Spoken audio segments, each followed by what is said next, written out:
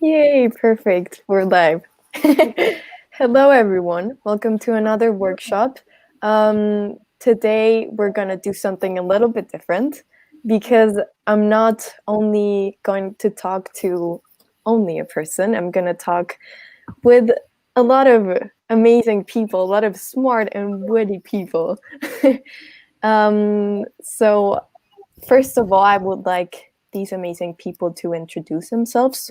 Could you guys tell me a little bit about where you're from, how old you are, and yeah. So first of all, Anu. Yeah.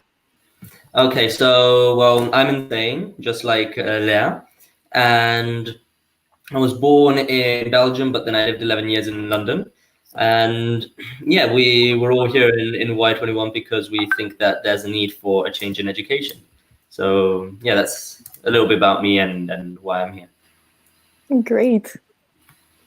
Andrea, could you? Hi, I'm Edward from South Africa and I'm 16 years old. And I joined Y21 through Minya. She introduced me to it. And after she and I both write for school newspapers, so she encouraged me to join Y21 to write articles about, current issues. And yeah, that's basically me. Okay, I'm Minya, and I'm also from South Africa. I live in Cape Town, and I am turning 16 in December, so I'm still 15, technically. Okay, hi, I'm Natalie. I'm Andrea's sister. We're twin sisters. I'm 16 years old and from South Africa. I joined Y21 through Minya as well, kind of. She introduced me to Y21. I work on Try at Y21 on the public speaking competition. And yes, that's me.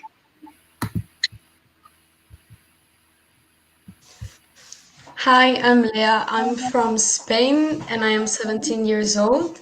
I joined Youth 21 this summer because of Axel and Enio, which I met in MEP. It's like a thing I did with school, so I joined Youth 21 because of them. That's great. Awa, what about you? Yeah, I always forget to introduce myself. Well, my name is Agustina Edo. You can call me Agua. And I'm Chilean. And Enu invited me to be part of this amazing organization.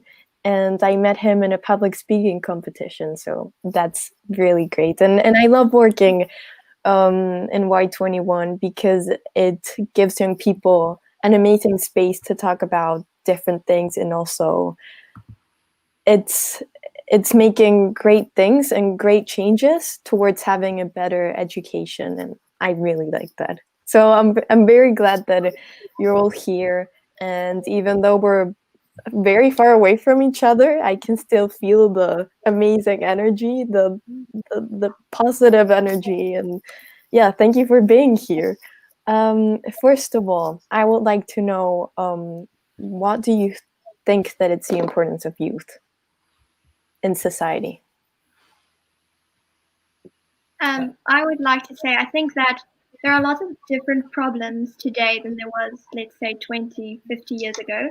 And I think the youth is very open minded and has new, different approaches to changing society and changing those problems for the better.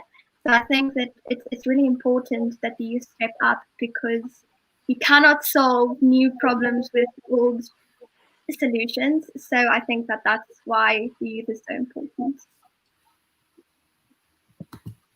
And if I could just add to that, I think what's very important is making a contribution if you're able to do so. And if you're not able to do so, to find a way to do that. And I think that's basically what Y21 is doing. And so many times, the youth is impacted by political systems or, well, everything else that other people are influenced by. And we don't necessarily have a platform to talk about it or to voice our opinion. And I think that it's great if we could find a way to do that, because we can also help and we can also contribute and not just complain and feel the same. as everyone else. In the end, that's what we're constantly doing in Y21, isn't it, Minya? Yeah. You and I are constantly debating about politics and Trump and all that sort of thing. Yeah. Yeah. No. What about what about you, Leah? Yeah. I think society have a lot of issues nowadays, and also like our planet itself. And I think youth has a little bit, I don't know, a big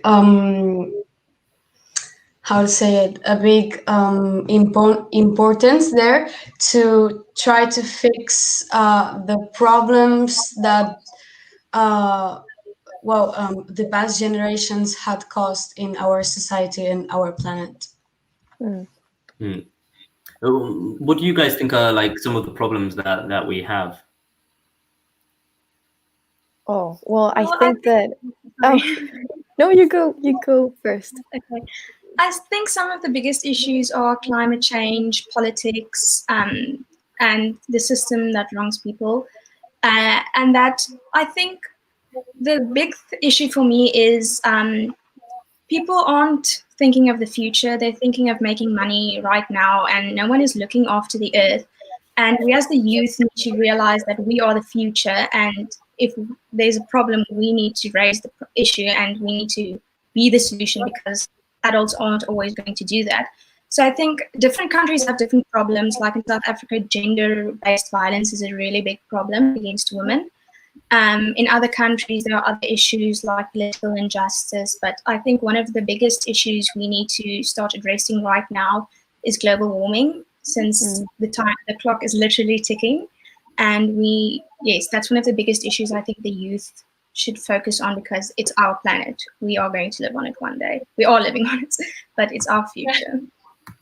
Yeah, I agree. And sadly, this issue, even though it affects everyone, it has been polarized by politics.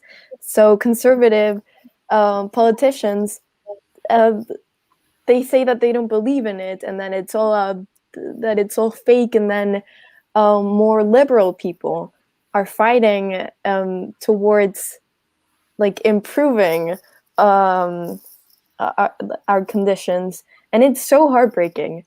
Because at the end, what's the purpose of politics if instead of working collaboratively, they're polarizing things? So I think that did someone wanted to say something? No. No. If I could, sorry.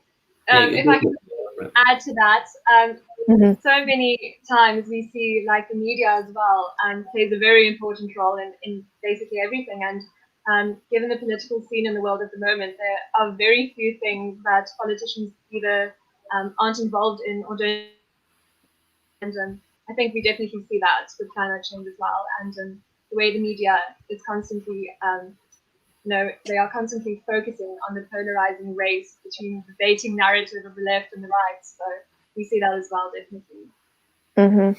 It's interesting how everything is polarized. Like everything is political, and for example, even though most people consider that global warming is real, like even when you debate about that, you see that a lot of politics comes into it. And I mean, even though I have a clear stance on it, which is that I believe that global warming is real, it's interesting how most of the time we don't debate with facts. We simply debate because it's arguing, which is different. Which I mean, either way, Minnie and I, we debate a lot, and I think Andrea and Natalie already know that. And yeah, in the end, that's naturally we are made to sort of talk about issues. I don't know if maybe Andrea or Natalie want to say anything about our discussions. I think it's really interesting. It's really interesting to see the different points of views. Honestly, I don't know how they type so quickly. I want to say something and then they're on to the next thing. But it's interesting to see the different perspectives and the big role I think your political view plays in the way that you think. And I don't think politicians really realize the impact they have on people and the things that they say, how that impacts people. Because I feel politics kind of form a part of your identity when you say, "Oh, I'm pro-Trump" or "I'm not pro-Trump." People automatically have these assumptions about you and who you are and what you stand for and what kind of person you are, automatically assuming you're one type of way. But I think that we should try and look beyond politics and kind of look at the facts and see, what the real problem is and deal with that, because it's going to be too late, and then there's absolutely nothing you're going to be able to do about, let's say, climate change. Yeah. Yeah, I agree. And what I And also love about that's actually connected to. sorry. No, go ahead. What I love about debating is getting to watch people debate and taking part in the debate is you can learn so much from people on their point of view. You even learn new facts. Well, you just need to listen to the other people as well, not just say, I'm right, I'm right, I'm right. And you need to acknowledge the other person's opinion, and you can maybe learn a lot from that person if you're just open-minded. And by watching other people's debates like Munya and Enio, you can learn a lot about that person and about the world as well. So people need to listen to other people and be open-minded. Absolutely. And I think what we see quite often is, a lot of the time people start debates and then,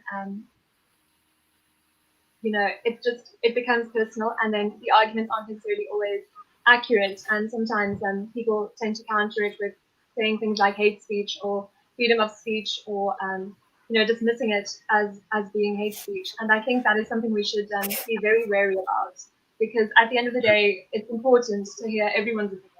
And of course, it shouldn't be offensive or rude. But at the same time, we shouldn't just label hate speech on arguments we don't want to counter, I think. And I think we see that a bit sometimes if we look at certain debates, especially in the United States.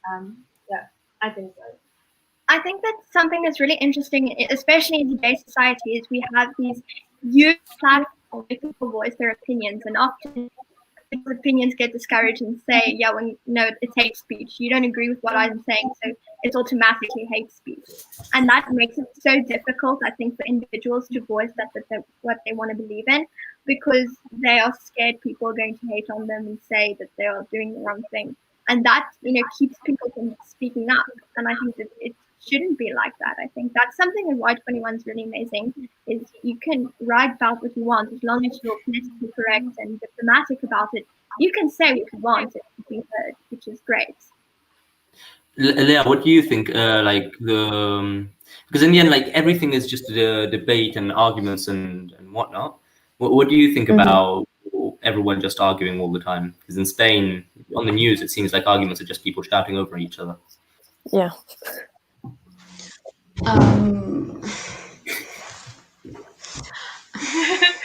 Oh no. It's like that in South Africa sometimes as well.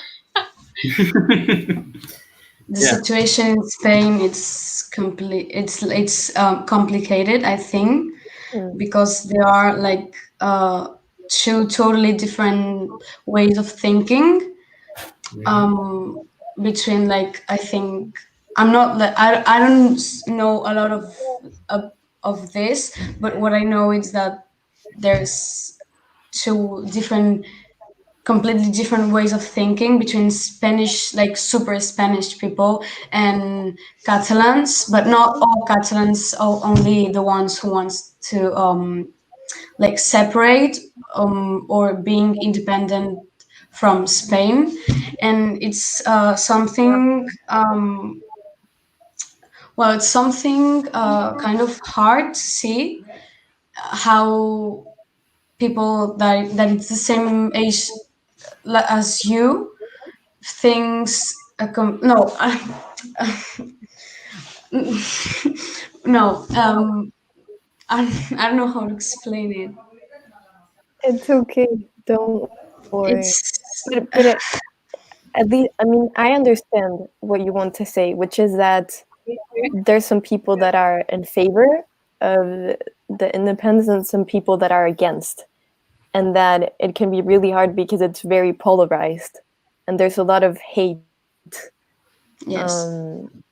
So yeah, it must be really hard. Yes, because you see how, like, people who want the independence, like youth people who want the independence, refuses to be friend of people who don't want. I don't know how to explain it. It's like, if they don't, there's people that if they see that other people don't think the same as they think, they don't want to know anything about them. Yeah. Mhm. Yeah, It that's really doesn't sad. happen. It doesn't happen all the time, but it happens, and it's kind of hard to see because we are the youth. We were supposed to be um, like connected, or the ones with the others, and to fight because they're more important issues than if you want to independ. Like, if you want to leave Spain, or if you want to stay in Spain. Hmm. You know what I mean? Yeah. And what do you think the problem is? Why do you think people are like that? I don't really know. I think there's a lot of how to say, things that contribute to this. For example, like nowadays, brainwashing someone, it's like very easy to do. Mm. So you can say a lot of things to them, and they believe you. So they don't, and then they don't want to know about other people who don't think the same way. Or maybe it's the education, or maybe it's the family, or maybe it's what they think, what they learned, and they act this way because they want to do they want to do it this way. Hmm. Yeah, and also I think that it has to do a lot with the anger that people feel because of history, because this has been happening for lots of years, and I think that anger and like maybe resentment for things that happened in the past affect a lot. Affect people a lot. And in my case here in Chile, we can see that with Pinochet's dictatorship. And for example, right now, there's going to be a plebiscite where people are going to vote if they want to have a new constitution or keep the one that we have right now.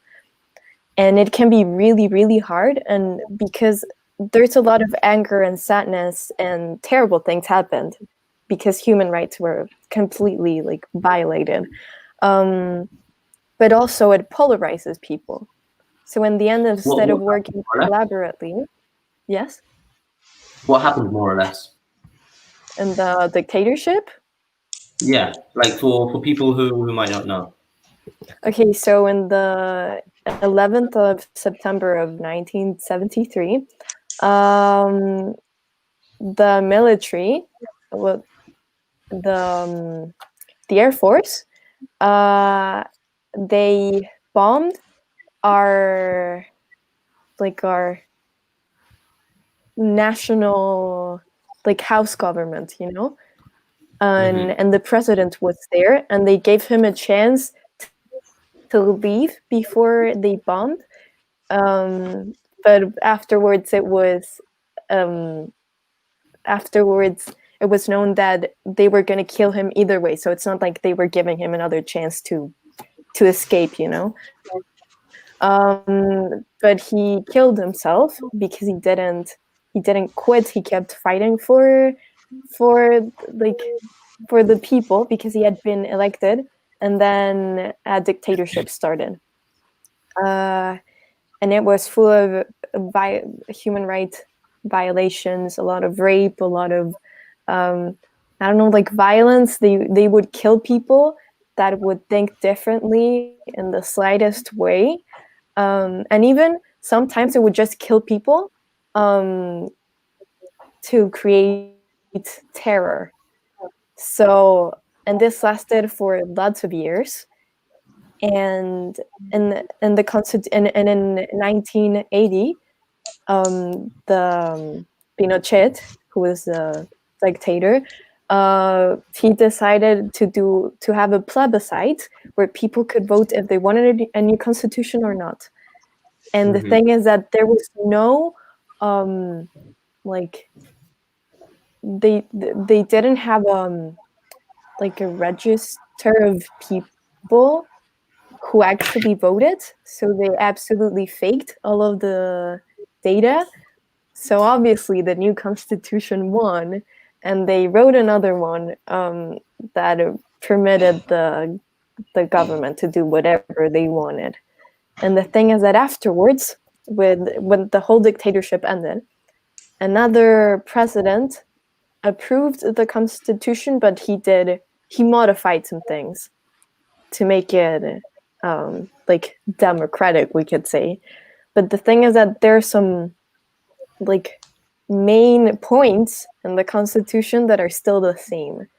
So for example, it's very sexist, and there's some really big changes that have to be done. And this is not political. Like, it's not like we can say, oh, this will only affect the left wing. It's only positive for them. I think that these changes affect everyone. And since like the whole society would be collaborating, because also one of the decisions that can be made after the plebiscite is who's going to write it. If it's going to be written by only professionals or professionals and politicians. So this is a change for everyone. And instead of trying to work collaboratively, people are fighting whether we should vote yes or no. And it's quite heartbreaking, because at least in my case, I'm still friends with my friends who want to vote against it, but I know that there's some people who truly just want to fight, you know, and just happening in Catalonia, and I think in South Africa, like, probably, I mean, I know it's very different, but probably there are also a bunch of bad things happening because of difference of view. Yes. South Africa. I think something. Sorry, Minya. I think that something is really, known all over the world is apartheid that happened in, it ended in 1994. And I think it's weird, because I feel like most people live in this box and think it's just their country and it's just their government with these problems, but it's an international problem. I think people discriminating, being sexist, being racist, being, all of these things. And I think it's an international problem. And we have right now one of the best, I think, personally, best constitutions ever written, because I think that it's very inclusive for everyone. The thing is, the fear of what happened is very prominent in South Africa under everyone. And when people vote, they kind of hold on to their identity and who they think represent who they are, their culture, who they are, and their ethnicity, all of that. And they don't look at the policies, they don't look at what is good for the country, what's good for the economy. They look at who they identify with and they vote for that. And it's scary, because it's not always good, because these people take advantage of it. Our government takes full advantage. It's very corrupt, and that prevents change, that prevents growth. And our schooling system is also not that great. Not because it can't be, but because people just don't, their priorities isn't in the right place. Yeah. I mean, in the end, I think that all of that is because of education, I mean, that's sort of why Y21, because it's like, exactly, everything can sort of be solved with education. If people were aware of how to think, how to talk, how to debate, how to be, then this wouldn't be a matter that would occur internationally. But I mean, in the end, something that I'm studying law. And the other day we were talking about it in class, and something that was really interesting was in the Constitution, in the Spanish Constitution, it says that we have the right to education. That is like the purpose of skills that are important for our life, like to prepare us for our future, pretty much. And there it's interesting how, when you think about the subjects, when you think about what you study in Spain, not as like, in Spain it's not like in South Africa, where in South Africa you have skills for your future and all of that. But when you talk, like when you think about it in school, Leah, I don't know you, but I think other than a few math formulas and learning how to write and read, we don't really learn much that we would ever really reuse, you know? I think education, it's like it's getting old. It's getting old. For example, I don't know if maybe you any that you have the same education I have. I've studied in social science or in history. I studied 4 times the history of Rome. Oh Which you no. think, okay, 1, 2 times, it's okay, but 4 times, 4 different years. I Yeah. think it's something that it gets repetitive Mhm. and you're studying something that you already know when you could be doing something more interesting and that could prepare you for the future or to create you as like I don't know. I think it's Yeah, scary. yeah, yeah, yeah, definitely. And it's not just what we're learning, but it's also how we're learning it. Like you see that Yeah. we're all still sitting in class. I'm in a really good university, but every once in a while you come across a teacher that is a little bit older, and you see how they might not mind reading off a book and simply telling you to copy down what he's reading. You know, that hasn't happened to me recently, but I can think of like in school normally, like Yeah. it's constantly just reading, and memorizing, and that's it. Like people buy the books so that they can memorize off the books. But I mean, in South Africa, how does it work, more or less?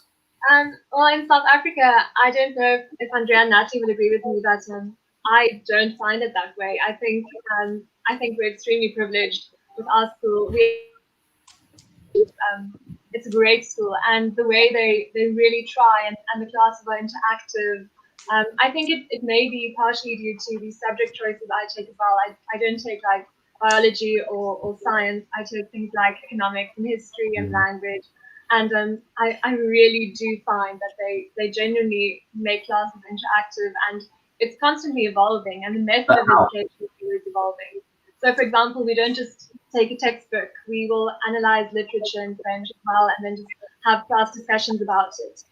The same for English. So, in English, at the moment, we're reading Lord of the Flies, but it's not at all just reading it in class and then answering questions or going through summaries or having the teacher just talk. It's literally every class is a discussion. So all we do in class is just discuss the themes and create parallels to what we see in the world at the moment. And I really enjoy that. And then, of course, we have a subject called life orientation, and it's from, I think, the 4th grade until matric, which is the last year of school. And what it does, it literally teaches you all the things that you will need in your future life, or in the future part of your life. But it's not always respected necessarily. But I think the idea behind it is very thoughtful, because it'll teach you healthy relationships and what not to do, how to be respectful, how to have a positive image and a positive mindset, how to manage your time, really basically any skill to help you in life. So yeah. What do you think, Andrea or Natalie? I think, life orientation, I think the idea behind it, like Mia said, is very good, but like she said, it's not very respectable. But something I Like, what does that mean? That it's not really respectable. because It's not respected. it's basically, I think that, sorry, Minya, but I think it's just the approach teachers take to teaching it, and it's because some teachers disregard it as an actual subject, so they just feel like it's an off period, and others just, the facts aren't accurate. I remember, like, on Thursday, and Minya and Natalie and I and some of our friends, the teacher was talking about economics, but she had it completely wrong. So the whole class was basically about us correcting her facts, and it's just a purpose. It's not serving the correct purpose. But something that I think, I take accounting for example, and I think a big problem most people have is not learning how to pay their taxes. And in accounting, they teach you that, but it's not a mandatory subject. So not everybody learns it. So that for me is the biggest problem, is where the mandatory subjects come in and what they're teaching you in terms of that. So I think that's interesting about that. It's interesting how we're never taught how to pay less taxes, like how we can save money by paying less taxes in a legal way.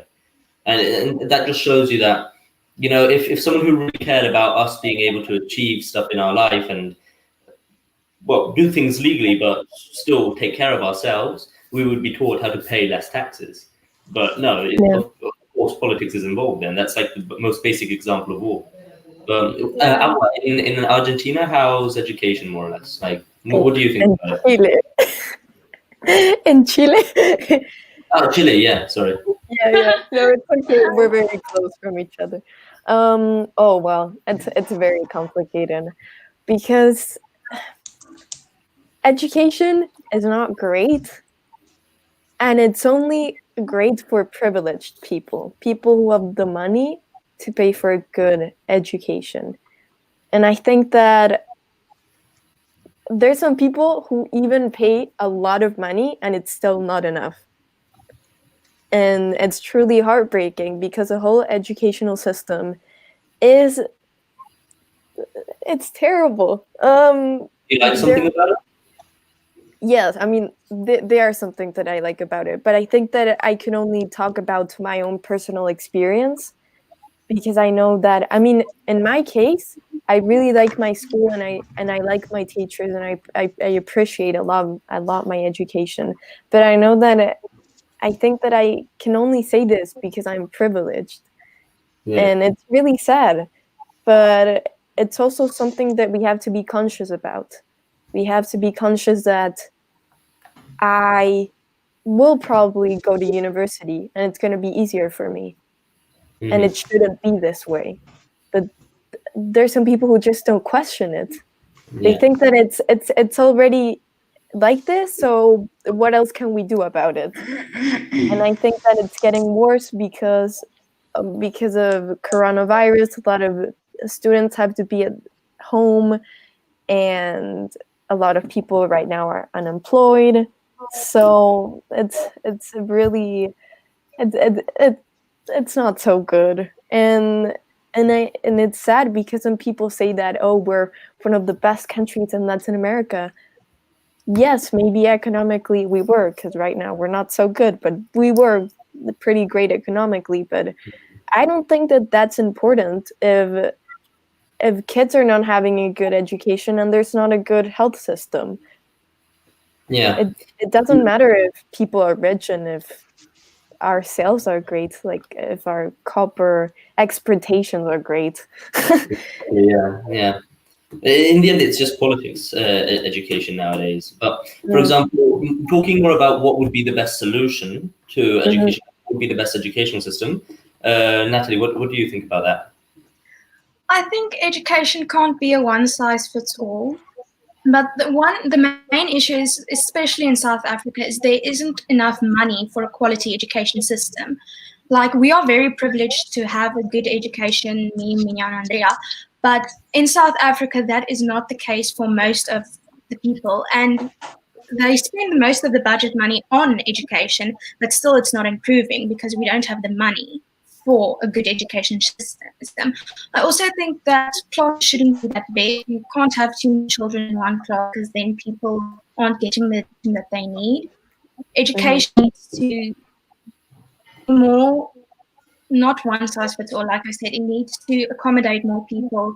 Not everyone learns the same way, not everyone thinks the same way. And education should also teach, like Andrea said earlier, important things like how to pay your taxes, how to survive in the world out there, and not just write down from the board and say it in a test. I also think the whole testing system, I don't really like that much. You cram the day before, you learn all the information, you write about it tomorrow, and next week you forget it. It's not helping anything. Yeah. Sorry, if I could just add to that. If we look at the educational system and how it doesn't necessarily have to be like, or it shouldn't be one size fits all. I definitely agree, and I think I'm privileged enough to sort of experience that because a subject I take also is dramatic art, and we don't have like a workbook where we just do our homework. We don't do homework. the homework we do is in the form of videos where we literally perform dramatic art. And in class, we watch films and classics, and we analyze them. Or sometimes, like a few weeks back, we just went outside and we were doing like vocal exercises on the grass for an hour and a half. And then I actually walked by Natalie and Andreas laughing because all my friends had science and accounting, and I was outside speaking literally into the air, saying gibberish. So it is great when you can adapt the system, and when when it changes based on the different needs of people nowadays. So I think that's very important. I think it's interesting what you said about the money, because something that I recently found out was that in Spanish prisons, we spend more on like the meals per person in prisons than in schools. Oh my God. Yeah. and then they say that they don't have enough money, or that, like, for example, 50% of the state's budget is going to state workers who aren't doing their work, pretty much, for the most part, in Spain. And it's like, okay, well, there is the money. It's just that you're keeping it. Like, it's not that hard to solve. The distribution is terrible. Yeah, what were you going to say, Leah? Or you have the money, but you spend it in silly things. Exactly. Or non-important things. Exactly. Like deluxe prisons for high-profile prisoners with swimming pools and all that sort of stuff. A problem, I think, in South Africa, and some people might disagree on this with me, but I think is our labor law is extreme. It's impossible to get rid of someone. In terms of they are lazy or unproductive, firing someone it's more hassle than some people are willing to go through. So we've got very high wages, and it's very difficult to, like I said, to fire someone. But in the end, you have so many unproductive workers that you have to pay these high wages that in the end our unemployment rate is skyrocketing. And you know what? And also, it's not that we don't have enough money. It's just it's for corruption. So it's kind of that whole. I think, in my opinion, I think democracy is one of the most powerful things and the best way to solve that problem. But the only thing is that, again, like I said, because of our history, there's that fear that it might happen again. So people vote out of fear and out of identity. Rather than I believe that democracy is actually the failure here. Because even though democracy is the best political system we've had thus far, democracy has failed 40% of the world's population, pretty much. Because in the end, anyone from 0 to 18, we don't have any political power. So even though they can say these very nice things like, yeah, we're going to do some educational reforms, all they're pretty much talking about, at least in Spain, is should we have ethics or religion in class, which is pure politics. That's how democracy is failing us, because you've got 40% of the world's population that has been completely ignored, has zero power, and furthermore, you're making sure that they are staying less than intelligent so that you can continue winning your elections. That is exactly the problem in South Africa. That is literally the problem. I think, I don't know the percentages, but a higher percentage of our countries doesn't have any primary or secondary education. So they don't vote out of logic, they vote out of, like I said, identity. So that's, I agree with you. If we look at that, if I can link what Andrea and Enio said together and ask a question from that. Enio, given what you heard about South Africa, what Andrea just said, would you think that it would be appropriate for people under 18 to have the vote? If you take into consideration countries like South Africa, where it's quite predictable what would happen. I think people with who are aware what they're voting should be able to vote. It shouldn't be limited by age, because you can have mentally unstable people voting simply because they feel like it. Or for example, in Spain, in the most recent elections, I'm not sure, Leah, if you remember that, but after everyone voted and we ended up with our president, the polls came out, and the main reason why people voted him was because he was handsome. Not because he was smart, not because they thought he could be a good president, but because he was good looking. And I like the chap. And it's like, okay, well, maybe like a 16-year-old teenager girl who is a fangirl this old guy who seems to talk in public would have voted him. But the reason should be much more profound. The reason should be, well, I think he can do a good job, and I think he's going to take care of me. And it's not age; it's intelligence. Yeah, Leah. Well, speaking about voting and all that stuff, I wanted to say that, for example, at the time, like a lot of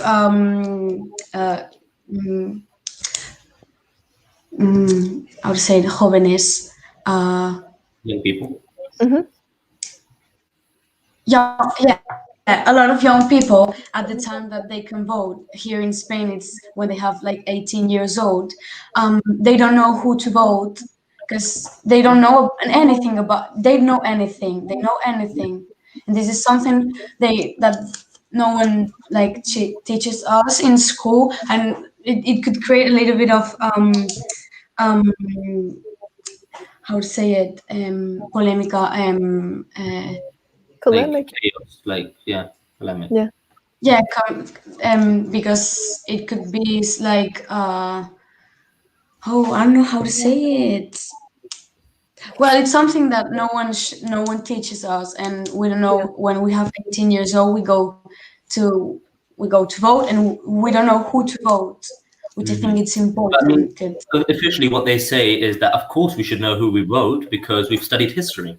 And so, because we studied history and we know that we had a dictator called Franco who was right-wing, and we had this guy over here who was left-wing, and he created the constitution that we still accept. Like, for example, many of the ways that we, at least in my school, that I've been taught history or that I've been taught economics have been from the left-wing perspective.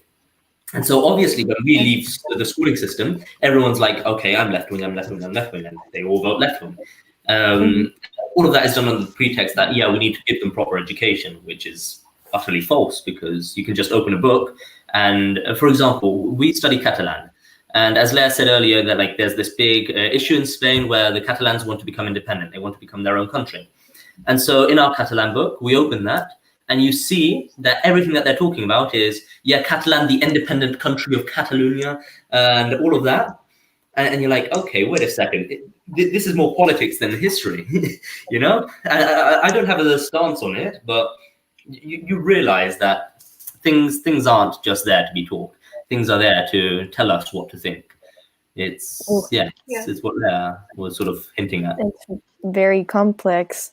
Well, I think that, obviously, now that we're talking about it, we can totally see how politics is connected to everything, and how education is one of the biggest things that has to be changed. And also we can achieve so much through education, but there's so many things that have to be changed. So if we relate it to politics, What do you think we can achieve with education? Like, if we solved education, what problems other than democracy do you think would be gone?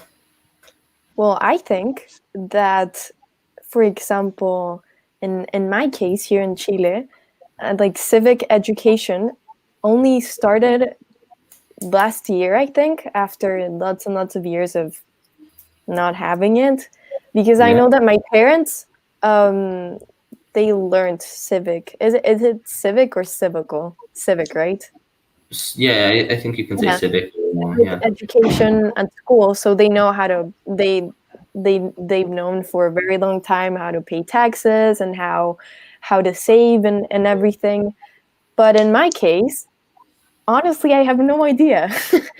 And this year, for the very first time, I'm learning about things that are crucial for life. So I think that apart from like learning the basic things, we should learn, just like Natalie said, to live life, pay taxes, and afterwards, hopefully don't stress about things that we should already know, like try to understand things by ourselves. Yes, Leah wants to I think it's sad to say that in my case, I've learned more about the world and what is happening being in Youth 21 than in in school, you know. I like I'm still being kind of ignorant because there are a lot of things I don't know. But for example, right now I know that, for example, in South Africa, there is also white people. I don't want to offend, but I think that the whole continent of Africa was like, you know what I mean? Yeah, And when I saw those lovely girls like the Visser sisters and Minya, one night I was thinking about, I was so stupid thinking what I was thinking, you know. I love And I'm that embarrassed. because I'm ashamed of me for you Mm. know. yeah, yeah, I understand. Okay, breaking stereotypes since 04. Yeah, I mean, like Oh my god. stereotypes affect us all. Like even in the slightest ways, they're so powerful that sometimes we don't even notice. Yeah, it's interesting, and like I can't remember what you were saying earlier, Awa, but well, yeah, it's for example what you were saying about taxes, that it's clear how difficult it is for us to actually get to that point of learning that there are white people in South Africa, that this is how you do your taxes. This is the like global warming, and this is the logic behind it, and this is the arguments in like that global warming is real and global warming is not real. So like that, you can see both perspectives, and you can make your own mind up. You're not being taught what your mind is. And like you can see the point with just taxes of how difficult it is to actually learn it. Here in Spain, at least in my school, we've had 4 years of economics. The only thing we've learned, pretty much, is how to do a balance sheet, which, okay, if you have a business, that's useful. Understanding like the general concept of like this type of tax is 21%, but not understanding like how it's paid, where it's paid, that sort of stuff. And the first 2 years, economics consisted of, well, okay, what movie do you guys want to watch? It's like, okay, yeah, that's economics. First year. Second year, it was let's go for a walk around school and let's talk about this philosopher that I like a lot. He spoke about economics, but he used to write cards like to this other guy, and I love reading his text. So we're going to read his text too. Wow. Okay, we have to study economics, but we don't have something that we need to study. It's just, yeah, do whatever you want. We don't care. Preferably if you're left. Yeah, anyway, Natalie, Andrea, and I, we all take economics as a school subject, but it's optional. Although we have another subject which is like a mixture of accounting and economics, but you can then choose to take either accounting or economics or both, depending. So I take economics as well, as do they, and it's very different. We do it's in quite a lot of detail actually. We look at the economy in a larger scale, and then like micro aspects of the economy. We do economic struggles and like all different aspects. And we're only in the 10th grade, so because it's still generally vague a bit. But yeah, definitely not like that. And also we do research papers where we it's quite a lot of work, the research papers. But if I could just add to something you said earlier, where you said textbooks for like economics and history, it's notoriously left-wing. What I've started thinking is if people sort of go against the norm, if you, for example, don't agree, then what is one of the good things that school being like the narrative being a specific way is that you then hear both sides, because you then have your own opinion. And also you have to tolerate that which you are supposed to say in school. So the answers that are not correct in the papers aren't necessarily true, nor are they necessarily your opinion, but at least you know the counter arguments that oppose your own thoughts. Exactly. No, but it's interesting what you were saying, that you have to accept it, because I like economics a lot. And for example, even in economics, I would propose stances from, well, right wing, because okay, yeah, it's fair that this is what economics is, but I mean, personally, I believe that economics, like money, represents the value that you've contributed to society. Whereas the left wing thinks, no, money is like the capital, like the money that you get for the work that you've done. Like if you do 12 hours of work, everyone should get the same, like the extreme left, everyone should get the same amount of money.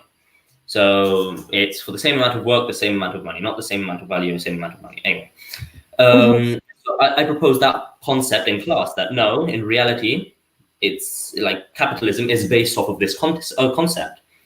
And immediately I was told off. I was said, no, that's not wrong. You read that wrong. Like you need to check your facts. Like something is wrong. No, that's not true. And you listen to that. Obviously, I checked it afterwards to make sure I was right, and that's why I don't mind saying it again now.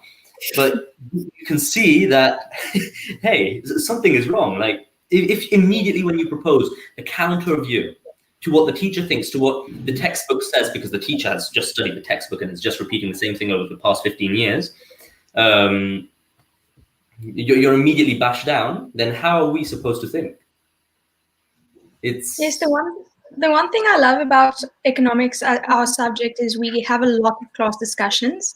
Half of the time it's me and Minya arguing in front of the whole class, but we actually learn a lot because our teacher lets us voice our opinions, and it can be backed by facts, and we have a lot of class debates.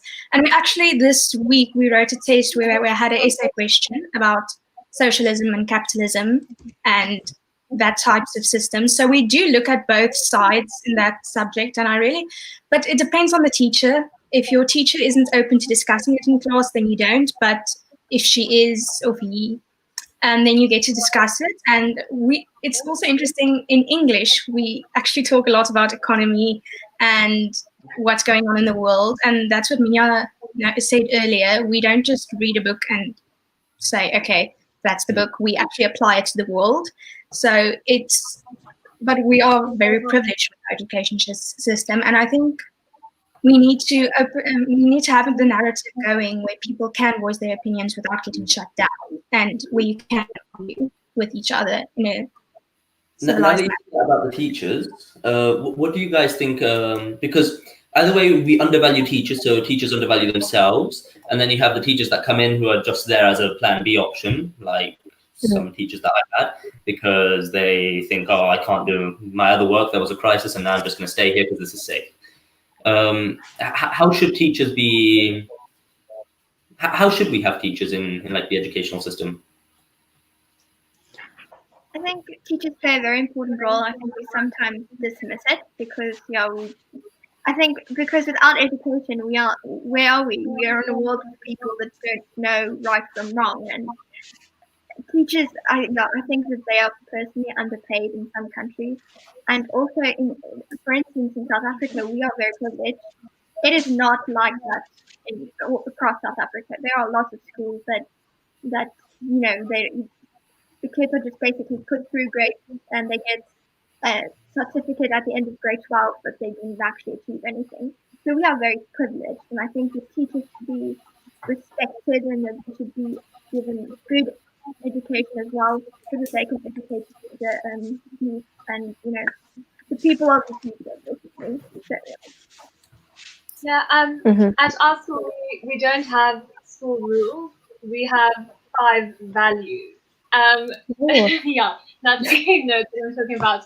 And anyway, one of them is respect. And so what they'll always do is, if you don't do your schoolwork and you don't have respect towards that or to the teacher and in effect to yourself. So basically, if you have those 5 values that we have, it's like care, work ethic, well-roundedness, respect, and integrity. So if you have those, then it impacts how the school functions ultimately.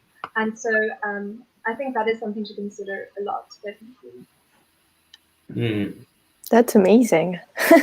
Because here we have lots and lots of rules. We have a huge rule book, and it's still really bad, even though it's really big, because there's some things that don't make a lot of sense.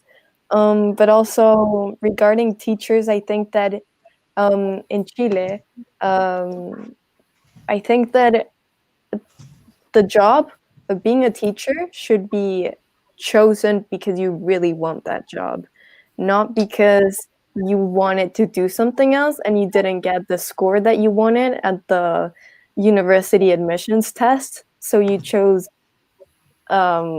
like being a teacher because it was easier. And there are lots of people who do that because they think that since it's easier, it doesn't last lots of years, the university like curse, so they choose that career, and then they become teachers, and they're not passionate about it. They don't really care about students, and it shows. You can see it. They don't want to do it. So, and in the other hand, we have teachers who are truly passionate, and at the end, since it's so imbalanced, like it loses strength. And also, they're very underpaid here. There are only a few lucky teachers that have a good salary, but yeah, it's really sad. So I think that a big part of the issue comes from the meaning of being a teacher, you know? Yeah, what it means. So I think that people want to become teachers should be the ones who end up teaching. Lea, what do you think about the teachers in Spain? Well, I don't really know about like the salary of a teacher here in Spain. I think it depends of if you teach in university or high school. I don't really know, but I have like two like different visions of being a teacher here. I think that there is the teacher who is really passionate about his job or her job and wants to teach people, and they arrive to class and they teach like liking what they are teaching or liking their like loving their jobs even though they are not very well paid, because well, I think teachers are very important because in the end they are who like kind of creates you, wanting or not completely, but you are who you are, or a part of you, it is how it is or what it is because of what a teacher or the teachers have told you. Yes. So there's this kind of injusticia, how to say it? Injustice of how they are paid, because they have a very important role in like in life, well, not only in education in the country. I don't know if, in society, but Society as a whole. Society. Yeah. But I also think that there are teachers who abuse of their power.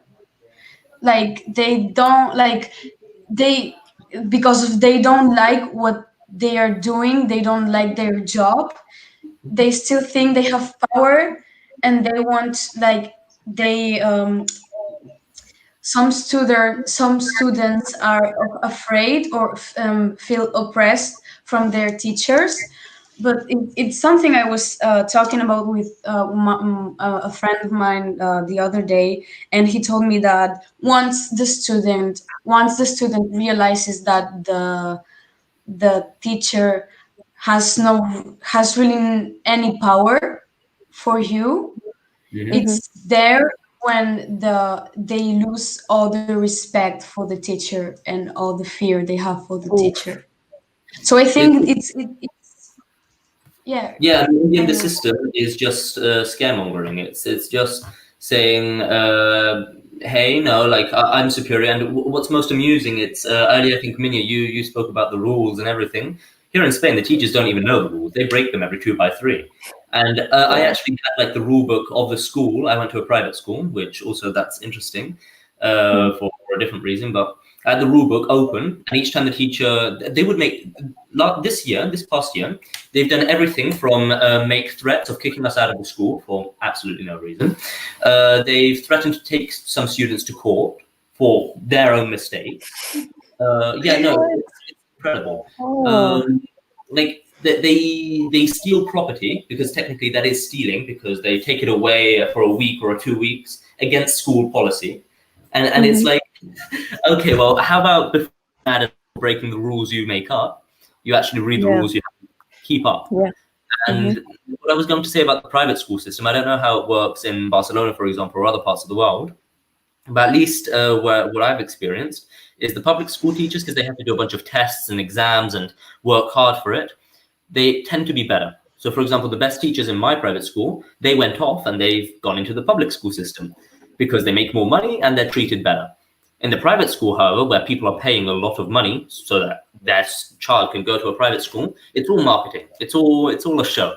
And they say, oh, yeah, we'll take care of your kid. We'll do this, we'll do that. And sure, they technically do it because they stay right on that line. But you have teachers who don't like their job. They're just there because it's their plan B, who have been fired for example, I know of a few teachers in my school who were fired in the 2008 crash, and they took that as their plan B. So obviously they were excellent workers in 2008 and they had to continue going on. And then you see that these teachers are not getting paid well, so they don't like their job. They don't like working with kids, some of them. And it's just like, okay, well, what's the point of the private system? You pay more money for less service. Yeah. Actually, we attended public school, which is interesting because, I mean, I don't know about you, but I know you agree, we love our school. And the fact that it is a public school and that it's so well done, everything works. I think it's amazing. Yeah. In Britain, I went to a public school, and the public school was really, really good. That's really interesting because I think that it's very rare that public schools are good because, like I said, they're funded by the government. So basically, private schools are becoming more of an alternative, I think, for privileged people because the private school system, the government they don't give enough funds. So our school basically works like this: they get a partial of their funds from the government and a partial from the parents paying. But if the parents didn't pay, I don't think we would have any educational system at all because there are some. It's literally like the stereotype of Africa. That is the stereotype of Africa. That they don't have books, they don't have paper, they don't have pens. The classroom's overcrowded. Oh. It's horrible, and we no are running water. Like it's terrible. Some schools literally have no running water or teachers. Some schools have no teachers. Mm-hmm. It's horrible. That's What about in terrible. How are the private schools in Chile? Oh, well, so it's a complete opposite. Here, private schools are normally the ones that are great or better, and public schools are not that great. They are some that are quite great, but sadly, the government, I don't know, it feels like as if they didn't care that much about education. I know that they have made some changes, but it's still not enough. And especially now with online school, it has been really hard because public schools, most students don't have a laptop or, I don't know, an iPad. And if they have one, then they have one for the whole family. So it's really sad, and luckily I am able to afford a private school, but I don't know, it's a lot of money, and it's really unfair. Really unfair because there are people who barely have enough money to pay for food, and there are other kids who pay a lot to go to school, and that kind of quality shouldn't, I mean, it should be for everyone, it shouldn't be just for privileged people. I have one last question and then we can leave, which is how would you guys like to be taught? Like, if you went to class tomorrow and you could have told the teachers how they should be beforehand, and you could change the teachers and whatever, change the subjects, everything, what would you like? Whoever has an idea first. Andrea, you took. Andrea, go. I think that, interaction with your students, not being so much about this is the book, this is what we should study, this is the exam, study that. Interaction and also critical thinking, helping children to develop critical thinking skills. It's very important because I feel like this whole system's goal is to educate you on how to take a test, how to prepare for the exams, how to write an exam paper, and then you go into the world and and you know how to prepare for a test. And that's not the real world. That's not, you know, realistic. So Yeah. just, you know, that it's a lot easier to write English and to, you know, read English than to actually speak English. So let's say Afrikaans is my home language. So if the teacher doesn't talk in English, doesn't speak in English, doesn't, you know, help, you know, grow that critical thinking, then I'm not going to be able to talk to people. So Yeah. I want to encourage more teachers to do that. What about you, Minya? I agree, and I also find that the classes I enjoy the most are the ones where we have the most freedom, where you can choose whether or not you want to take notes in a book, and where, you know, if you want to just take notes in your French literature book, you do that, or if you just want to have a discussion in history, you do that as well. Yeah. And I think it works because automatically the entire atmosphere changes. And then you sort of have the best of both worlds because you have students feeling included and you have teachers feeling that they actually have an impact and that they can actually cause the students to actually comprehend the work and to experience it. And so I think that definitely works. Anyone No, else? Yeah. wait, I get distracted from my dad. I wanted to say that, yeah, it's important the way they teach us, but I think because I have it in my mind, but I don't know how to express it. I think that more, well, they think the things they said, they are true. I think the same, that instead of taking notes all the time and studying this for the exam or that, or then reading this, reading that, it's more teach us how to, well, express ourselves, teaching us how to express, um, like, oral expression, because I think that dialogue and speaking, it's very, very important for change, because we want something to change. We have to express what we want to what we want and how we want it, when we want it, the way we want it. So I think that it's a big problem that nowadays a lot of young people, for example me, they have like a lot to say, a lot to express, but they don't know how because they never did that before, and they stay in silence and they save their feelings, or what they want to express and this to say to the world, to that for them. So I think that instead of having the students in a class reading all day, copying all day, like writing, they have to teach us to do, like, to follow what, like, it's going to sound like a very Mr. Wonderful quote, but to follow our dreams, to fight for what we want, and to Inspire show and us how to yes, how to express and how to try to inspire and to other people to say, to do the same as you, to, you know what I mean. Yeah.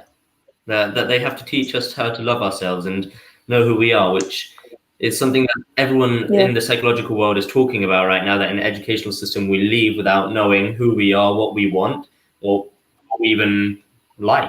Like, we don't know who we are, which is the saddest thing that can possibly happen when you leave a system that you've been stuck in for 18 years because supposedly it's teaching you something. Natalie, what do you think? If I could really change how they do schooling, I would firstly get rid of the way they test children. Like, I don't like the testing system at all, like I mentioned earlier. I would also, because in South Africa, history isn't mandatory. It is a big debate going on in South Africa at the moment. But I would make history a mandatory subject, because if you understand the history, you understand which mistakes not to make in the future. Because I see that a lot of people are making the same mistakes that people made throughout history, and they're not realizing it because no one knows enough history. So I do that. Smaller classes, more educated teachers who want to be there. And also, the government shouldn't really control too much what is taught in schools. because that's propaganda sometimes. There should be like one independent saying, okay, that's not right, teach. Like you said, it's more left-wing than most of the things we learn. So have a better education system is no testing, history, and teach everything, not just from one point of view. Mm-hmm. Yeah. Oh, well, I'll let you give your opinion and then close it. Perfect. Yeah, I mean, I agree with everything that you have said, because there are lots of things that we have to change. But the best part is that it is possible. There just have to be people that are open to change. And for example, like choosing teachers that really want the job, it's not that hard. And also, I think that education can achieve amazing things. And I think that should be the objective of education. It should help us become more independent. It should help us be able to choose who we want to vote for after we graduate or when we turn 18. And it should help us become ourselves instead of a model, like a model of who they want us to be, you know? Yeah. So yeah, I totally agree with everything that you have said. It is extremely important. And what about you, Enyo? Well, in the end, my main point of view is that it should be like the fourth branch of the government. It should be separate and free. That's the idea. You don't need a lot of money. You don't need a lot of brains. You just need it to be respected. And the thing is, I feel as though this is equivalent to the global warming movement or feminist movement or any other movement with a big part of the population, where you see that if you have a population that can work and is being suppressed because, no, you have to be a good employee that has to follow orders, you have to do exactly what you're told, you're suppressing a large part of the population. Right now, our productivity could be double or more if we had people who were confident in themselves, who knew what they wanted in their life and could go straight for what they wanted, could start working, start thinking, and start being passionate about what they love. But instead, politicians opt for a different route, a route that keeps them in power. And in the end, that's what we're doing on Y21, trying to propose that separate route, trying to bring us down that path that could lead us to a change. Yeah, exactly. Yeah, I mean, it's great because politics can be really like close-minded and not open to everyone, especially when you're under 18, which is crazy. I mean, people think that because, I don't know, young people are not, when they're not 18, they're not as important, and that their voices shouldn't be heard, maybe because they are naive or something like that. But it makes no sense. And that also has to do with education. I mean, if you want young people who are leaders, then use education to do that. So I think that this has been extremely interesting. I learned a lot about different cultures and different countries, and I hope that the people who are watching this also learned new things. And I'm very glad that we did this. Yes, it was different than the other workshops, but I really liked it because we got to learn about each other. And I want to invite all of you young people who are watching this to talk about topics like this with your friends and see how you can make change with the tools that you already have. And maybe if you collaborate with each other, you can create amazing things, just like Y21 that was created by Enyo, a young student. So, well, I hope that you guys enjoyed this workshop, and we'll see you in the next one.